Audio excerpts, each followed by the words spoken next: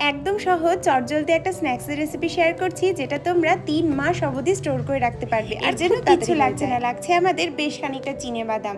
তোমাদের প্রয়োজন মতো চিনেবাদাম নেবে, শুধু বেসনের ভাবটা যতটা চিনেবাদাম তার অর্ধেক।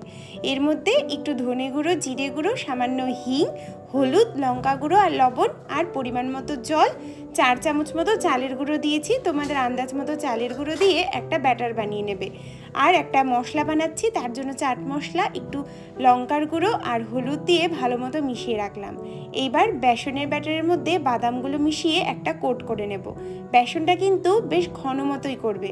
বাদামগুলো একদম লো টু মিডিয়াম ফ্লেমে প্রায় 10 মিনিট মতো ভেজে নেবে, দেখবে একদম মচমচা হয়ে যাবে।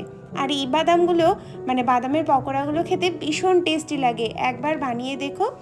যখন ছাড়বে তেলের মধ্যে তখন কিন্তু একটা কাঠের খুন্তির সাহায্যে বাদামগুলোকে আলাদা করে দেবে। মশলা ছড়িয়ে ঠান্ডা হলে